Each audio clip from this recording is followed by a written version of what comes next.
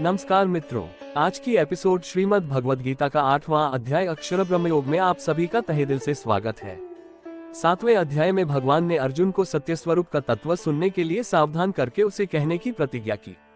फिर उसे जानने वालों की प्रशंसा करके उस तत्व को विभिन्न तरह से समझाकर उसे जानने के कारणों को भी अच्छी तरह से समझाया और आखिर में ब्रह्म, अध्यात्म, कर्म, अधिभूत, अधिदैव और अधियज्ञ सहित भगवान के समग्र स्वरूप को जानने वाले भक्तों की महिमा का वर्णन करके वह अध्याय समाप्त किया। लेकिन ब्रह्म, अध्यात्म, कर्म, अधिभूत, अधिदैव और अधियज्ञ इन 6 बातों का और मरण काल में भगवान को जानने की बात का रहस्य समझ में नहीं आया। इसलिए अर्जुन पूछते हैं। अर्जुन ने कहा, हे पुरुषोत्तम, वह ब्रह्म क्या है, अध्यात्म क्या है, कर्म क्या है, अधिभूत नाम से क्या कहा गया है और अधिदैव किसको कहते हैं? हे मधुसूदन, यहाँ अधियज्ञ कौन है और वह इस शरीर में कैसे हैं? तथा युक्त चित्त वाले पुरुषों द्वारा अंत समय में आप किस प्रकार जानने में आते हैं? श्रीमान भगवान ने कहा, परम अक्षर ब्रह्म है, अपना स्वरूप अर्थात जीवात्मा अध्यात्म नाम से कहा जाता है।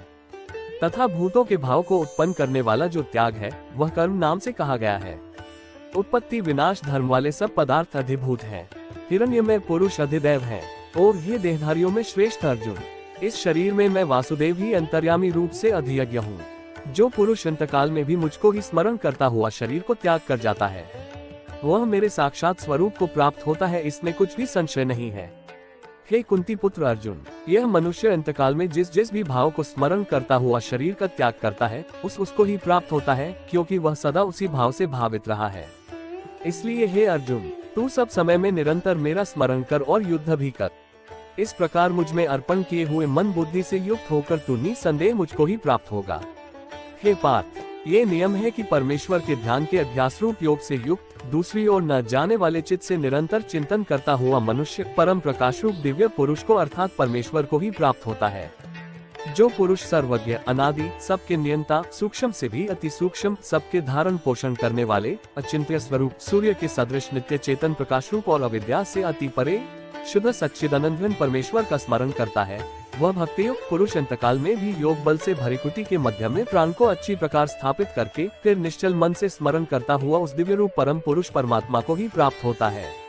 वेद को जानने वाले विद्वान जिस सच्चिदानंद रूप परम पद को अविनाशी कहते हैं, आसक्ति रहित सन्यासी महात्मा जन जिसमें प्रवेश करते हैं और जिस परम पद को चाहने वाले ब्रह्मचारी लोग ब्रह्मचर्य का आचरण करते हैं, उस परम पद को मैं तेरे लिए संक्षेप में कहूँगा। सब इंद्रियों के द्वारों को रोककर तथा मन को विदेश में स्थिर करके फिर उस जीते हुए मन के द्वारा प्राण को मस्तक में स्थापित करके परमात्मा संबंधी योग धारणा में स्थित होकर जो पुरुष इस एक अक्षर रूप ब्रह्म ओम को उच्चारण करता हुआ और उसके अर्थ स्वरूप मुझ निर्गुण ब्रह्म का चिंतन करता हुआ शरीर को त्याग कर जाता है, वह पुरुष परम गति को प्राप्त होता है। हे अर्जुन, जो पुरुष मुझ में अनन्यचित होकर सदा ही निरंतर मुझ पुरुषोत्तम को स्मरण करता है, उस नित्य निरंतर मुझ में युक्त हुए योगी के लिए मैं सुलभ हूँ, अर्थात मैं उसे सहज ही प्राप्त हो जाता हूँ।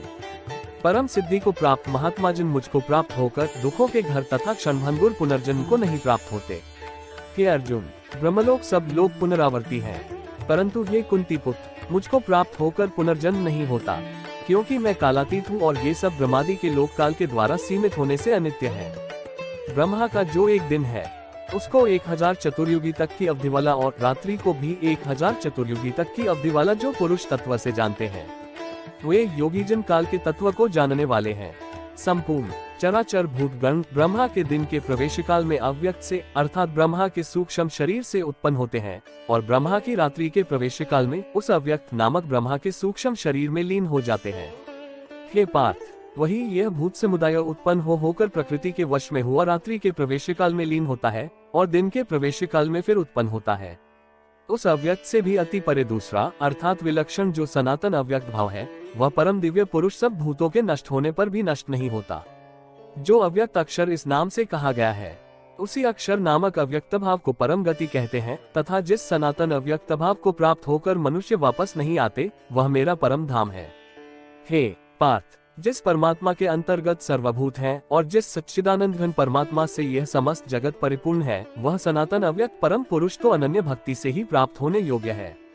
हे अर्जुन, जिस काल में शरीर त्याग कर गए हुए योगी जन तो वापस न लौटने वाली गति को और जिस काल में गए हुए वापस लौटने वाली गति को ही प्राप्त होते हैं, उस काल को अर्थात दोनों मार्गों को कहूंगा।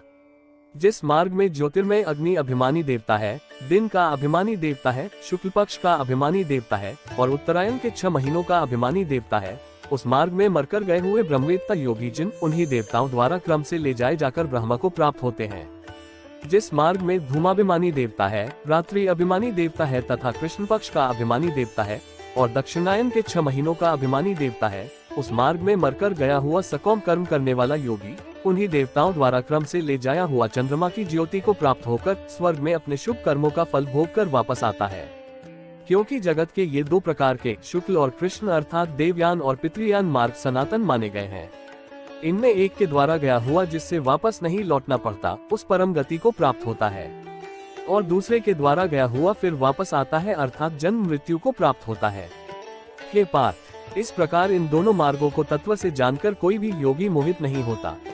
इस कारण हे अर्जुन, तू सब काल में संबुद्धि रूप योग से युक्त हो अर्थात निरंतर मेरी प्राप्ति के लिए साधन करने वाला हो।